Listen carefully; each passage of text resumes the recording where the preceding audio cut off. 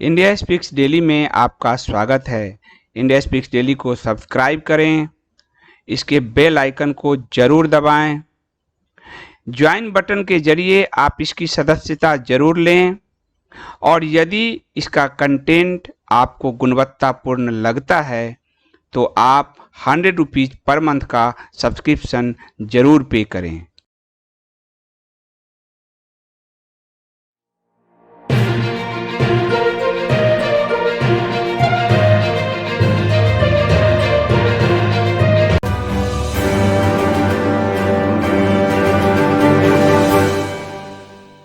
नमस्कार, India speaks daily में आप सबका स्वागत है। मैं हूं संदीप देव। आज का मुद्दा कि लगातार अर्नब गोस्वामी पर और पत्रकारिता पर जो अटैक हो रहा है, वो एक पत्रकार के नाते मेरे लिए बड़ा मुद्दा है। क्योंकि हमें जब बोलने की आज़ादी नहीं होगी, लिखने की आज़ादी नहीं होगी, तो हम क्या आपको बता पाएँगे, हम क्या आपसे कह पाएँगे?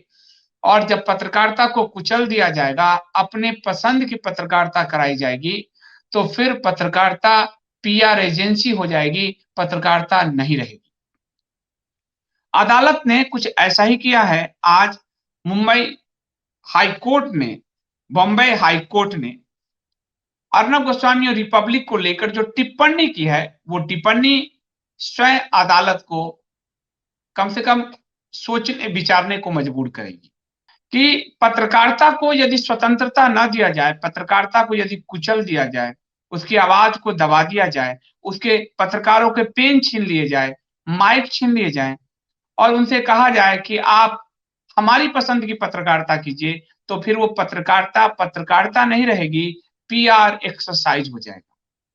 बम्बई हाई कोर्ट ने कल जो रिपब्लिक टीवी पर कमेंट किया है, ये कहीं न कहीं दिखाता है कि पत्रकारिता और स्वतंत्र पत्रकारिता से अदालत भी विचलित होती है।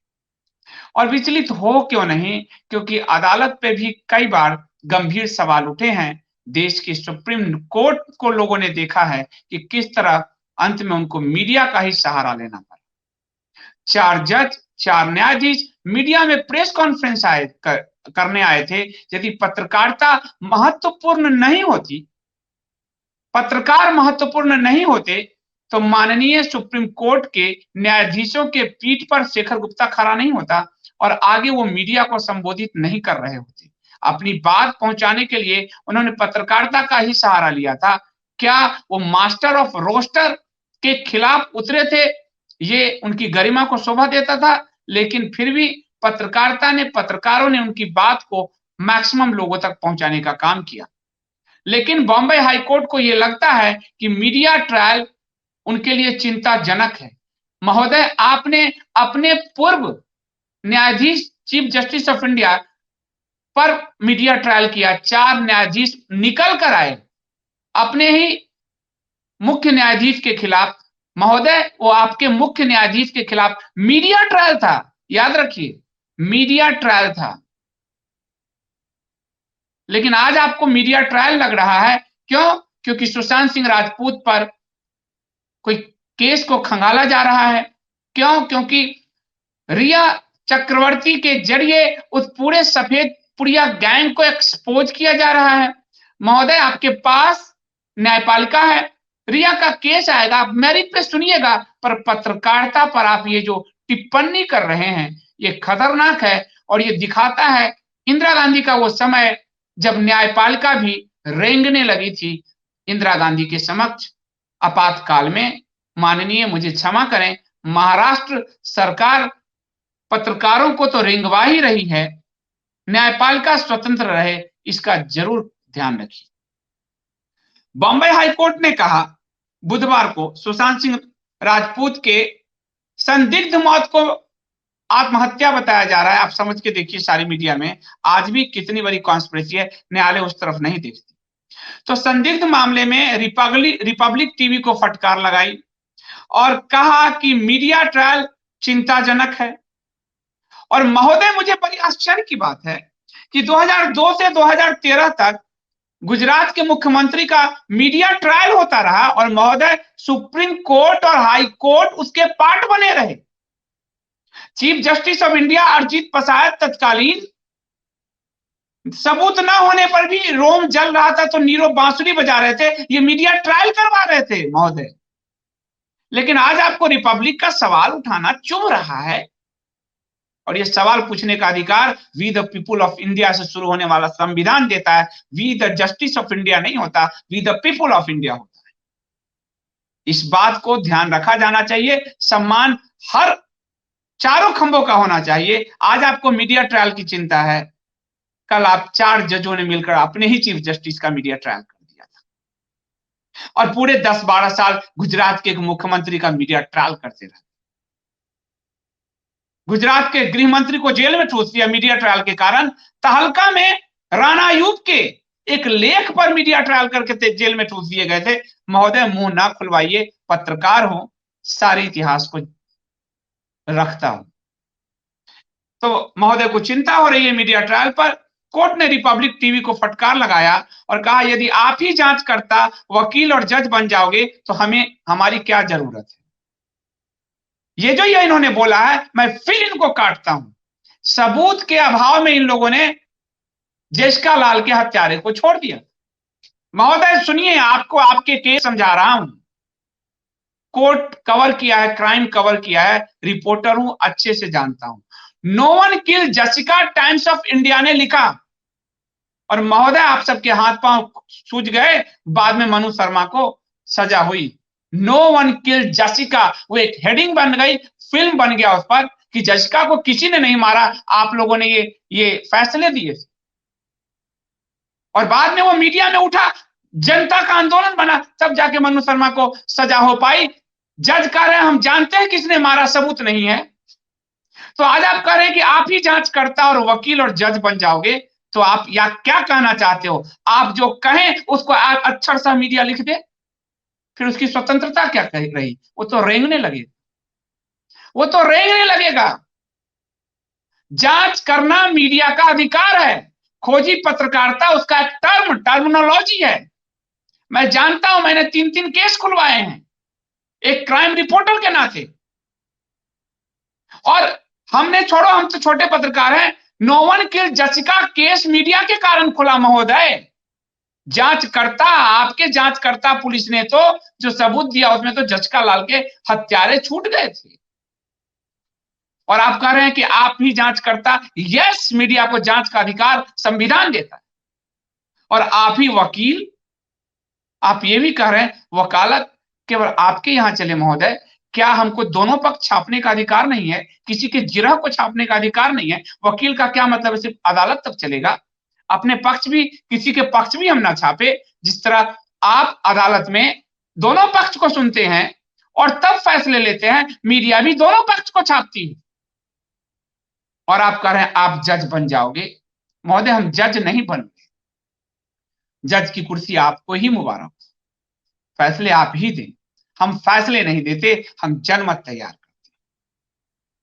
तब नो वन किल जसिका, जिस जसिका लाल के हत्यारों को आप छोड़ते हैं, वो जनमत के दबाव में फिर से आप उसे मनु शर्मा को टांगते हैं। महोदय, न्यायपालिका के सामने ये सबसे बड़ा उदाहरण है।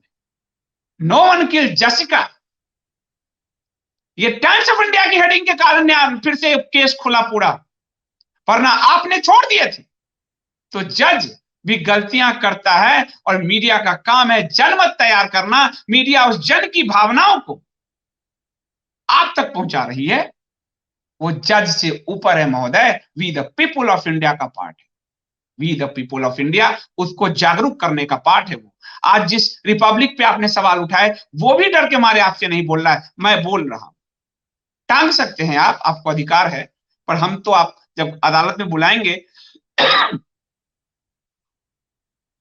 हम पूछेंगे कि 4 जो जज सुप्रीम कोर्ट के चीफ जस्टिस ऑफ इंडिया के खिलाफ गए थे, वो मीडिया ट्रायल नहीं था क्या महोदय? सवाल पूछना हमें संविधान ये अधिकार देता है।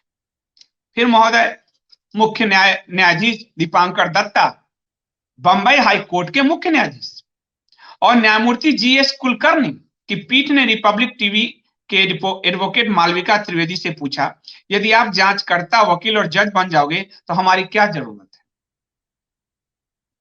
जेसिका लाल का केस उदाहरण है कि आपकी जो जरूरत थी वो पूरी नहीं हुई, जनता की जरूरत को मीडिया ने पूरा किया और फिर आपने फैसले दिए। ये तो उदाहरण है महोदय, ये तो बहुत बड़ा उदाहरण है। एक केस हो तब तो।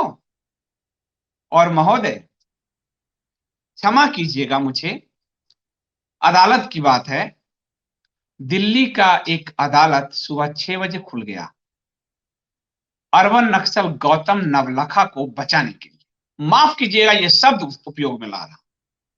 6 बजे किसी आम जनता के लिए खुद खुला होता, उस न्यायपालिका के आगे मैं नतमस्तक होता। 6 बजे उस अर्बन नक्सल माओवादी को बचाने के लिए अदालत 6 बजे खुल जाती। और बाद में आप ही की अदालत में, बाद में एनआईए ने कहा है कि वो तो राइट ही नहीं था दिल्ली हाईकोर्ट का, उसको रोकने के लिए पहुंच गए। तो जब आप पर सवाल हम नहीं उठाएंगे केसेस पे, पकड़े गए लोगों पे, आप कह रहे हैं आप ही जांच करता, तो जांच तो करना होगा। और जांच करता आप नहीं हैं, आप फैसले देते हैं जो जांच पुलिस करके लाती है। मीडिया भी जांच का एक पार्ट है। गौतम नवलखा पे जब सत्य उजागर नहीं हो रहा था, मीडिया ने उसको किया, जांच एजेंसी उसकी जांच कर रही है, वो आपके समक्ष रखा जा रहा है। आप जांच करता नहीं है, आपने गलत नजीर पेश किया है। आपकी भाषा में कहूं, नजीर वहां यूज होता है, गलत उदाहरण पेश किया है। न्यायपालिका का सम्मान आम जनता में बनाए रखिए। जनता आज भी कहती है हम अदालत चाह रहे हैं। फिर सुधा भारद्वाज, भीमा कोरेगांव में गौतम नवलखा के बाद सुधा भारद्वाज, महोदय 1 महीने उसकी गिरफ्तारी न हुई, इसके आदेश आए थे। और महोदय नंदिनी सुंदर, सिद्धार्थ राजन की पत्नी, हत्या का आरोप, पत्नी ने गवाही दी, जिसकी हत्या हुई उसकी पत्नी ने गवाही दी। महोदय सुप्रीम कोर्ट ऑफ इंडिया ने उसकी गिरफ्तारी रोक दी। आप बात कर रहे हैं, तीस्ता सीतलवार आज तक गिरफ्तार नहीं हुई महोदय। हम सवाल नहीं उठाएंगे तो जनता जान नहीं पाएगी आपकी नजर में वो आज तक ईमानदार है। इसलिए हमें सवाल उठाने का अधिकार हमारे संविधान से मिलता है। और ये आज रिपब्लिक भी नहीं कहेगा बेचारा दबा हुआ है, उस पर घेरा जा रहा है। मैं तो बोलूंगा, स्वतंत्र पत्रकार हूं, बोलना चाहिए मुझे, दम घुट रहा है मुझे। जिस तरह से चक्रव्यूह बना दिया गया इस देश में, चारों पिलर्स जो हैं उसकी अपनी अपनी भूमिका है, और चारों पिलर एक दूसरे में घुसपैठ कर रहे हैं। फिर कह रहे हैं हम किस काम के हैं, हम किस काम के हैं। फिर अधिवक्ता ने कहा अगर आपको सच्चाई जानने में फिर अधिवक्ता से पीठ ने कहा अगर आपको सच्चाई जानने में इतनी दिलचस्पी है तो आपको सीआरपीसी पर ध्यान देना चाहिए। सीआरपीसी पे तो हम ध्यान देते हैं, कानून की अनदेखी कोई बहाना नहीं है। महोदय पत्रकारिता का एक लाइन है आरोप।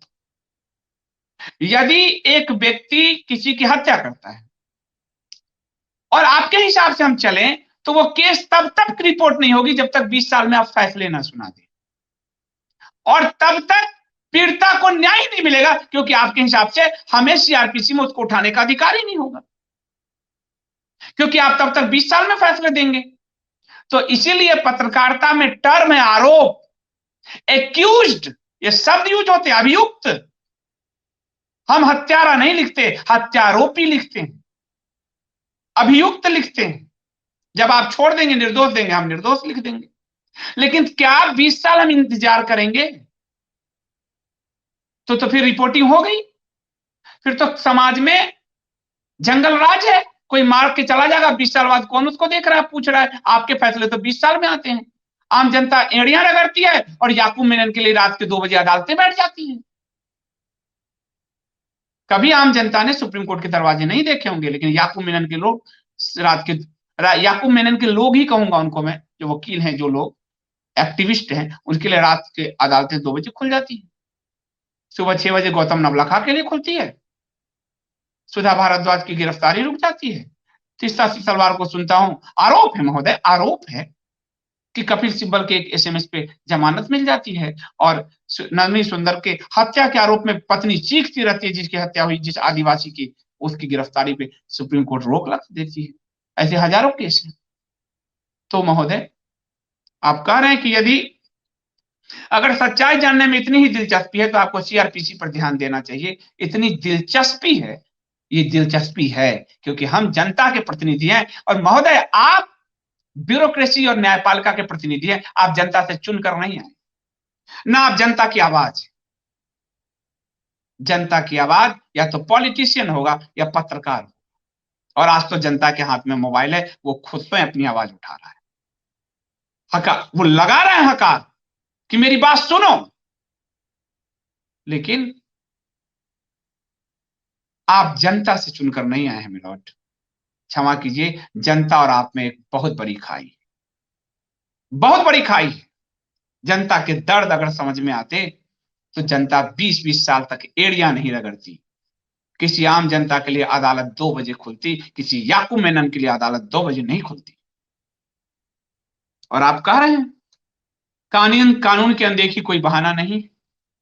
कानून तो मास्टर ऑफ रोस्टर, जो मास्टर ऑफ रोस्टर केस देंगे, वह जिस पीठ को, जिस जज को, उनको वही केस सुनना होगा। कानून तो ये है। पर आपने तो, आपके सुप्रीम कोर्ट, सुपर सर्वोच्च अदालत हम सबके ने, सर्वोच्च अदालत ने हम सबका है, उन्होंने तो कानून की अवहेलना की और मास्टर ऑफ रोस्टर के खिलाफ मीडिया में चले आए। महोदय, कानून की अवहेलना तो न्यायपालिका से ही लोग सीखता है। न्यायालय के अंदर जो है, जो जिरा होते हैं और जसिका लाल का हत्यारा छूट जाता है।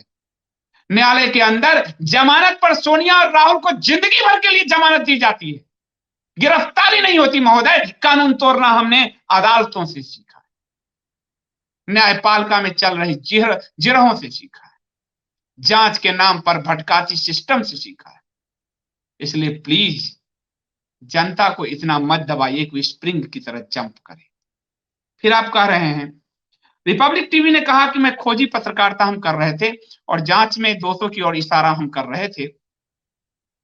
तो पीठ ने पूछा कि क्या लोगों से यह पूछना कि किसको गिरफ्तार करना चाहिए यह भी खोजी पत्रकारिता का हिस्सा है? बिल्कुल है। जनमत तैयार करना, हम मीडिया का काम जनमत तैयार करना है। आपके हिसाब से तो फिर तिलक जी ब्रिटिश सरकार के खिलाफ काम कर रहे थे आपके हिसाब से, और गांधी भी ब्रिटिश सरकार के खिलाफ काम कर रहे थे आपके हिसाब से। आप कह रहे हैं कि किसको गिरफ्तार करना चाहिए ये पूछना, यस, ये पूछना अधिकार है। जनता कहेगी यस, नो।